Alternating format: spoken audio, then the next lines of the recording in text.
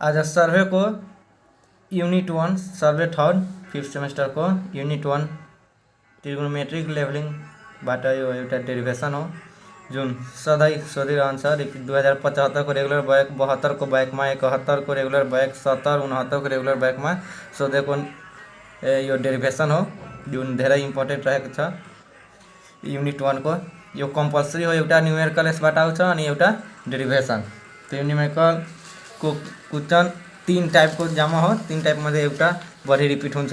Case 1, case 2, case 3। Case 1 में base of object accessible, base of object inaccessible and instrument station and elevated operate same plane. Same plane में object instrument हुन्छ अनि base of object inaccessible and different elevated और different plane में not in same plane. यो case 2 वाला हो बढी सोधेको कि सेम प्लेन में इंस्ट्रूमेंट स्टेशन हुन्छ भने त्यसको डेरिभेसन कसरी गर्ने अनि त्यो डेरिभेसनबाट आएको जुन फर्मुला हो त्यो न्युमेरिकलमा एप्लाई गरेर न्युमेरिकल गर्छौ।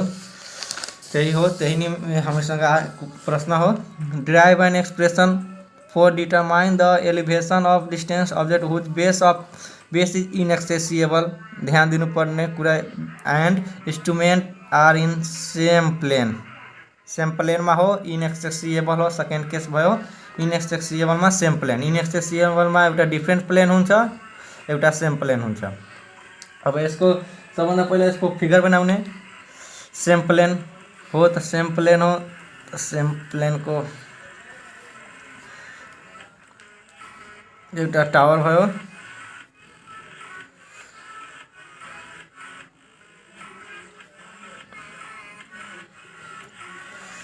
इंस्ट्रूमेंट ए भयो नियर टू ऑब्जेक्ट, ऑब्जेक्ट भयो, ऑब्जेक्ट को near instrument A. Instrument B same plane में हो, instrument B forward to object, object भन्दा अलि टाढा। यो भयो स्टाफ,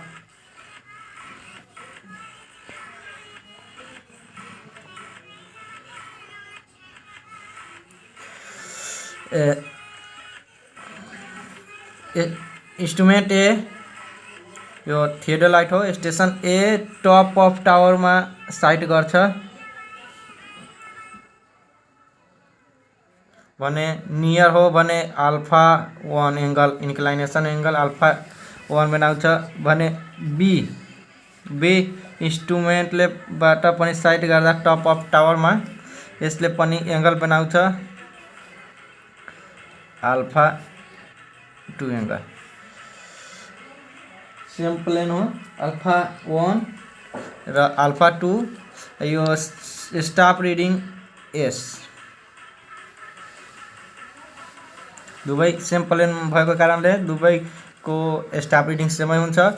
अनि एच अल्फा 1 अनि अल्फा 2 बाट साइट गरेको एंगल बाट जुन हाइट एच एज्युम गर्ने, तब नेमिङ गर्ने। ए बी भयो भने यहाँ पनि बी भइहाल्छ, ए भयो भने यहाँ पनि ए भइहाल्छ, ए डैश लेख्दा पनि भइहाल्छ, नलेख्दा पनि हुन्छ। अब ए बी भयो, टप अफ टावरलाई पी ले इंडिकेट गर्ने, बटम अफ टावरलाई क्यू ले इंडिकेट गर्ने, यसलाई ई ले। इंस्ट्रूमेंट देखि ऑब्जेक्ट सम्म को distance near to instrument to object को डिस्टेंस लाई capital D. Distance between two instrument बीच को डिस्टेंस लाई स्मॉल डी ले। यो हॉरिजॉन्टल डिस्टेंस हो, एज्युम गर्ने। यो फिगर भयो। अब यसबाट सबै एज्युम जति गरेछौ त्यसलाई लेख्ने। एज्युम अथवा लेट अस कन्सिडर, लेट गरेको डी बी द के हो distance between two instrument station. D बराबर डिस्टेंस हॉरिजॉन्टल डिस्टेंस अथवा distance between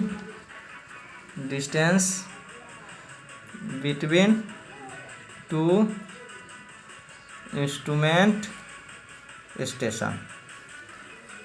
capital D distance between object to near to the instrument. Distance between between near object अथवा near to object instrument distance between instrument near to object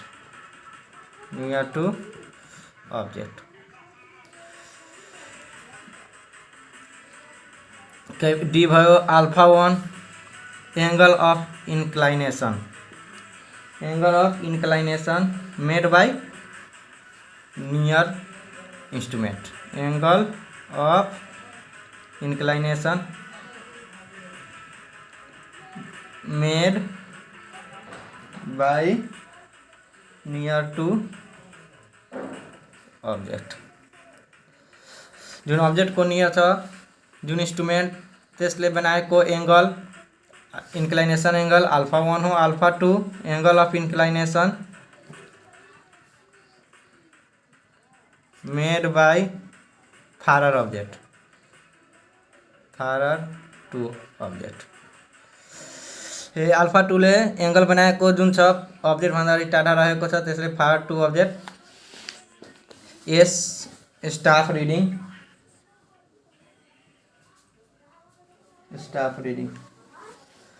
अब इसमें यति given हो। अब ध्यान दिनुपर्ने कि यो ए यहाँ आइहाल्छ भने ए यो ई अनि पी एउटा राइट एंगल ट्रायंगल हो similarly B E P right angle triangle हो बी एउटा राइट एंगल ट्रायंगल हो in right angle triangle A E P right angle triangle A E P यो भयो A E P tan alpha 1 equal to P by B हुन्छ P by B भनेको H B भनेको capital D त्यसबाट H निकाल्ने H equal to D tan alpha 1 equation 1 similarly right angle triangle अब दोस्तों यो राइट एंगल ट्रायंगल में be E P में tan अल्फा 2 इसमें पी भयो सेम एच आ बी भयो यो डी प्लस डी इसमें पनि एच को भैल्यू निकाल्ने डी प्लस डी यता गइहाल्छ tan अल्फा 2 इक्वेशन 1 एच अनि यो एच सिमिलर भैल्यू सेम हो तो इक्वेटिंग इक्वेशन 1 एंड 2